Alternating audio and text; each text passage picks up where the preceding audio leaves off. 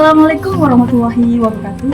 Dalam kesempatan kali ini, kami berada di salah satu rumah narasumber kita yang hebat yang akan kami wawancarai di sore hari ini.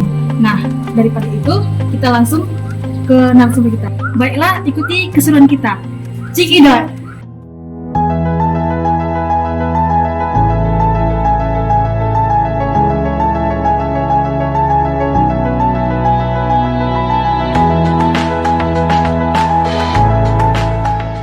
Baiklah, sekarang kami berada di rumah kediaman Bapak Ansari Qadir SAG MSI.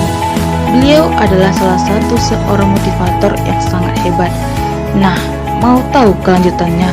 Yuk, saksikan video ini sampai selesai ya.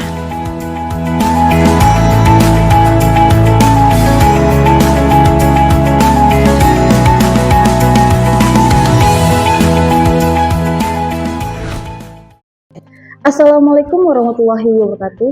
Halo semua, kembali lagi dengan kami, mahasiswi Universitas Muhammadiyah Riau. Nah, teman-teman, sekarang kita berada di dalam rumah narasumber kita.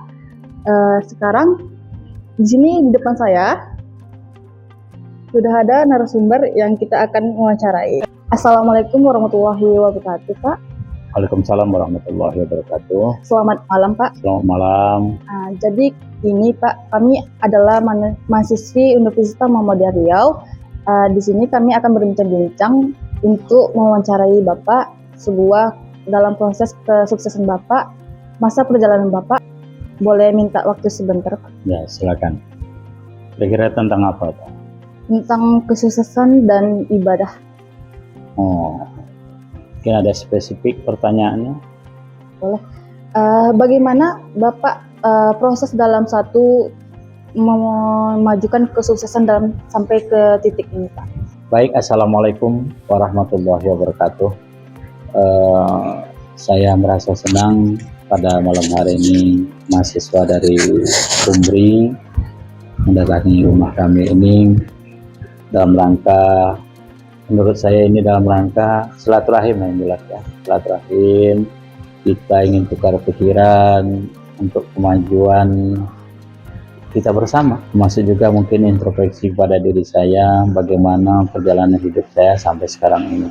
Alhamdulillah, saya bersyukur kepada Allah bahwa Allah masih memberikan umur kepada saya. Saya masih ingat kata Allah, jika kamu kumpulkan kayu semuanya di atas dunia ini, dijadikan pena dan air laut, seluruh dunia ini sebagai tinta untuk mencatat kelebihan nikmat yang diberikan Allah kepada kita semua, tidak akan sanggup kita untuk mencatat kelebihan nikmat yang diberikan oleh Allah. Makanya Allah mengatakan, la in syakartum la azidannakum wa la in kafartum inna azabi lasyadid. Allah itu tetap konsekuen berjanji kepada kita, apabila kamu bersyukur pada nikmat yang telah kuberikan, maka akan kutambah. Jadi kita banyak tak bersyukur, maka tidak ditambah. Apapun yang sudah ada kita diberi oleh nikmat oleh Allah, maka kita bersyukur. Tapi ingat kata Allah, apabila kamu tidak mensyukuri nikmat yang telah kuberikan, maka tunggu azab yang pedih. Bagi saya mulai kecil, saya selalu bersyukur. Karena saya adalah dari seorang, katakanlah, dari orang yang sangat miskin lah di kampung saya waktu itu. Ibu seorang yang jual sayuran, pucuk kangkung misalnya. Kemudian ayah seorang penyadap karet. Saya ada anak tunggal, tidak ada abang, tidak ada adik yang seayah seibu. Tapi saya harus bersyukur. Sesusah apapun dalam kehidupan kita ini, kita perlu mengambil hikmahnya. Nah, yang sempat saya goncang ketika saya sudah sekolah, tapi orang tua saya meninggal kelas 5 SD. Saya sempat goncang, siapa lagi yang akan meneruskan membiayai saya untuk sekolah, karena tak mungkin rasanya sekolah tanpa biaya. Saya banyak kenangan dengan ayah saya yang meninggal kelas 5 SD itu. Saya biasa ikut dia kalau hari libur pergi nyadap karet. Banyak kenangan saya waktu kecil. Tapi menurut saya coba untuk yang hal-hal yang positif aja. Mungkin Allah memberikan yang terbaik untuk kita. Belum tentu apa yang kita pikirkan itu baik, tapi Allah mengatakan itu tidak baik. Kadang-kadang kita selalu mendahului Allah. Tapi saya secara pribadi, saya coba untuk mensyukuri apa yang ada. Lebih baik kita miskin benaran daripada kaya. Ya, yang sedih saya kelas 5 sampai kelas 6 saya udah goncang, ayah tidak ada lagi. Terpaksalah saya bersama ibu mencari sayur-sayuran, kemudian ibu menjual ke pasar. Itulah yang memberi kehidupan kepada saya. Dan saya kalau hari tertentu bersama ibu cari kayu bakar di dalam hutan, dijual berikat kepada orang yang membutuhkan. Dan saya selama SD beberapa tahun tidak pernah pakai sepatu karena tidak ada biaya, termasuk tergolong miskin lah. Tapi alhamdulillah saya masih bisa belajar semampu saya. Itu kisah saya semasa SD dan saya selalu aktif. Saya masih ingat waktu SD saya pernah juga juara tingkat kecamatan kalau cerdas cermat, baik pelajaran umum maupun pelajaran agama. Biasa perlombaan yang dilakukan oleh tingkat kecamatan saya biasanya dapat juara 1. Ini bersyukur. Yang saya terharunya, orang kampung merasa terharu ketika ayah saya meninggal. Dia kasihan melihat saya ada potensi yang perlu dikembangkan, tetapi orang tua tidak ada lagi. Orang kampung merasa sedih. Sejak saya jadi yatim itu banyak juga yang membantu saya, baik support moral maupun mungkin ada bantuan-bantuan yang sesuai dengan kemampuan masyarakat seperti itu. Ya, kalau saya cerita ini dari awal sampai akhir, rasanya banyak sekali kisah saya, baik suka maupun duka dalam kehidupan ini. Cepat cerita, di SD saya sudah koresponden dengan sejumlah radio di dunia untuk menambah wawasan. Dan waktu itu SD di kampung saya atau di kecamatan saya tidak ada seorang pun yang mau dan mampu untuk melakukan koresponden dengan dunia luar, artinya di luar negeri gitu. Tapi saya semenjak SD sudah saya lakukan. Dan buku-buku yang saya baca juga banyak buku dari Jakarta, kiriman orang dan sebagainya. Saya coba bertanya kepada orang-orang yang saya tahu bagaimana untuk mendapatkan buku-buku. Ada yang menunjukkan coba hubungan ini, coba hubungi ini, saya hubungi, alhamdulillah bisa. Kemudian saya juga pernah belajar bahasa Jerman. Saya koresponden dengan radio Deutsche Welle Jerman. Saya dikirimkan buku tentang bahasa Jerman yang mirip-mirip bahasa Inggris. Dan kalau saya di SD belajar bahasa Inggris, saya mendengarkan radio, kalau tulisan Indonesianya ABC, ABC, Australian Broadcasting Corporation. Saya ambil hikmahnya sampai sekarang. Walaupun saya tidak bisa langsung berkomunikasi kepada penyiarnya, tapi seolah-olah saya mendengarkan dia berkomunikasi langsung kepada saya. Dia ngomong langsung, "Good morning Anshari from Indonesia." Saya tidak bisa jawab apa-apa, tapi dalam hati saya jawab, "Good morning sir." Nah, coba cerita, saya tidak putus asa. Orang beri semangat, saya terus ke MTS, Madrasah Asmaiyah, karena di kampung orang selalu menganjurkan ke sekolah agama. Saya ikut sekolah agama, dan sekolah itu waktu itu swasta di situ yang ada. Saya ikut, dindingnya belum selesai juga kayaknya, terus lantainya dari tanah, tapi semangat kami tetap ada. Karena saya pun dari SD, yang diajarkan oleh pembina pramuka itu yang penting adalah semangat. Semangat adalah modal utama untuk mencapai tujuan yang kita inginkan. Tanpa semangat, kadang-kadang tujuan itu agak susah dicapai. Jadi semangat dulu. Alhamdulillah, ya biasalah di Senawiyah saya sudah selalu juara lah, juara umum di sekolah itu. Semampu saya tetap belajar, karena dalam prinsip hidup saya ini jangan sempat sesuatu waktu itu berlalu saja tanpa kita ambil. Sama halnya kalau kita di pinggir sungai ada lewat benda sesuatu, misalnya kayu, lalu bagi kita yang biasa pasti menatapnya saja, biarkanlah kayu itu lewat saja.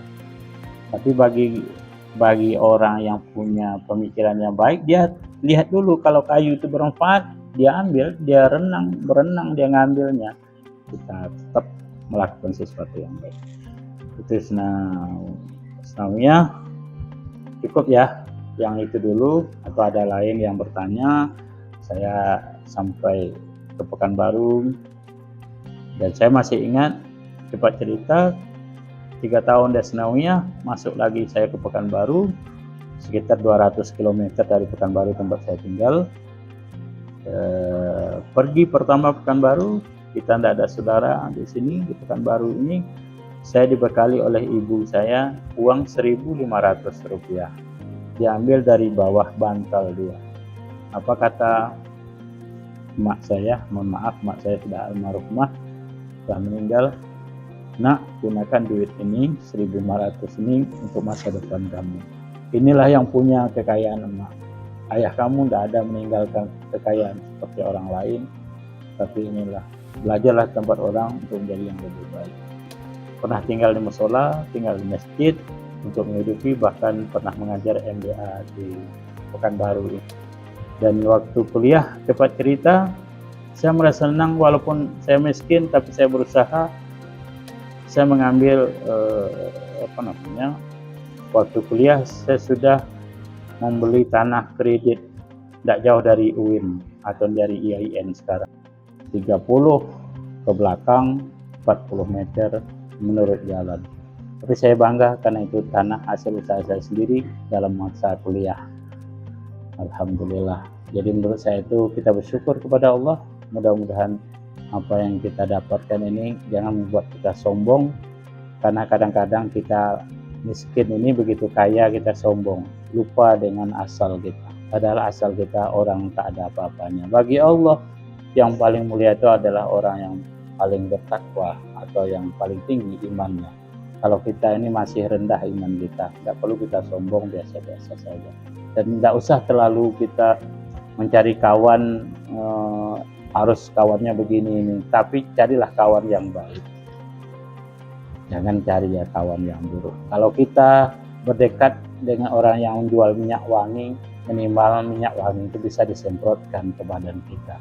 Tapi kalau kita dekat dengan orang yang jual minyak tanah, minimal bau minyak tanah juga akan kita dapatkan. Jadi terserah sama kita mau minyak wangi atau minyak tanah yang bisa kita dapatkan dari teman-teman. Pandailah kita mencari teman dalam kehidupan.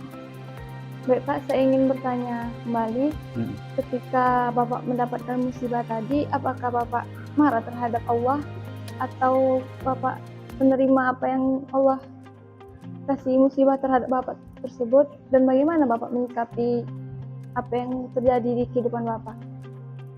Ya, menurut saya ini pertanyaan yang bagus, karena dalam kehidupan kita ini pastilah ada pernah kita rasakan suka dan duka. Saya merasakan duka itu ketika ayah saya meninggal kelas 5 SD, tulang punggung keluarga kami, dia pula yang meninggal, kami orang miskin, tentu tergoncang juga. Tapi pemikiran saya waktu itu ya kan sebatas waktu anak-anak lah, waktu SD. Saya pikir saya tidak akan lagi melanjutkan sekolah, siapa lagi yang menyekolahkan. Tapi saya sambil menangis pergi ke masjid ya. Masjid Al-Hikmah di muka rumah saya. Pergi saya waktu SD pergi ke muka rumah saya, ada di depannya baru Masjid Al-Hikmah. Ya Allah, berikanlah saya petunjuk, saya ingin jadi orang baik. Saya ingin menjadi orang lebih baik daripada sekarang. Mudah-mudahan ada jalannya ya Allah. Saya tak ada sholat, hanya melapor itu aja di masjid. Ya pemikiran saya SD lah, saya melapor itu. Ya Allah, beri saya ingin doa aja. Itu yang saya lakukan. Tapi alhamdulillah apa yang kita lakukan atas dunia ini semuanya ada hikmahnya. saya tidak marah pada Allah, ternyata Allah itu lebih sayang pada kita. Mungkin kalau hidup ayah saya, mungkin ayah saya agak manja sedikit, tidak mungkin mencapai cita-cita yang saya harapkan. Itu di sebaliknya, ketika ayah atau orang tua saya tak ada lagi, mungkin saya itulah diberi cambuk oleh Allah untuk lebih baik masa depan. Baik Kak, dari perjalanan hidup yang telah Bapak ceritakan tadi, maka timbul di benak saya pertanyaan, apa motivasi yang ada pada diri Bapak sehingga Bapak bisa mencapai pada titik ini sekarang? Dan tolong berikan motivasi kepada saya dan juga teman-teman saya untuk bisa seperti orang-orang hebat di luar sana, termasuk Bapak yang bisa sukses dalam beribadah. Ya, saya pikir kalau kita ingin mencapai akhirat, dunianya tak boleh lah kita tinggalkan. Untuk mencapai dunia, akhirat juga tak boleh kita tinggalkan. Jadi kedua-duanya saling perlu. Di dalam kan ada apa istilahnya, kalau beribadahlah kamu seolah kamu akan mati besok, tapi bekerjalah kamu untuk dunia seolah kamu hidup selama-lama. Jadi keduanya seimbang. Tapi menurut saya, carilah pekerjaan yang berkah, yang halal kalau bisa. Kemudian selalulah berdoa kepada Allah, mengadu kepada Allah, sholat duha bisa, sholat hajat bisa, sholat tahajud bisa. Mengadulah, kadang-kadang kalau kita mengadu kepada orang, banyak kecewa kita kalau orang tak bisa menyanggupinya. Tapi mengadulah kepada Allah, soal dikabul tidak ini kan Allah yang Maha tahu. Maka saya selalu mengadu kepada Allah lah. Pada manusia ini sekedarlah, jangan ketergantungan kita kepada manusia. Jadi jalan hidup ini yakinkan kepada Allah lah yang bisa membantu utama kita. Tidak ada hebatnya kita atas dunia. Saya pun jadi pejabat misalnya kecil-kecilan, itu kehendak Allah. Kalau Allah ingin mencabutnya, cabut, tidak ada masalah. Dan kita harus bisa menerima kenyataan itu. Allah semua yang menggerak kita ini. Tapi kita, karena kita masih hidup, berusahalah seolah-olah kita akan hidup selama-lamanya. Tapi jangan lupa kamu, kata ungkapan itu, beribadahlah kamu bersungguh-sungguh seolah-olah kamu mati besok. Jadi kedua-duanya harus seimbang. Ada kata lagi, kalau ingin mendapatkan kebahagiaan dunia, maka kerjakanlah persiapan kita untuk akhirat. Karena apa yang kita kerjakan demi akhirat, itu dunia kadang-kadang mengikuti. Tapi kalau kita kerjakan dunia, akhirat tinggal. Jadi kalau kita bekerja demi akhirat, insya Allah kehidupan kita untuk dunia ini akan ada, akan tumbuh dia. Tapi kalau kita hanya semata-mata ingin dunia, untuk akhirat tidak akan kita dapatkan. Karena kita selalu doa, selamatkan kami dunia akhirat, bahagia kami dunia akhirat. Rabbana atina fid dunya hasanah wa fil akhirati hasanah wa qina adzabannar. Jauh dari api. Baik Pak, terima kasih telah menyempati waktu untuk share session, sudah membagi ilmu dan wawasan kami. Terima kasih Pak sudah menyempati waktunya. Terima kasih, kami juga terima kasih dari selaku tuan rumah ya, dari keluarga, istri, anak, dengan senang hati atas kehadiran kalian.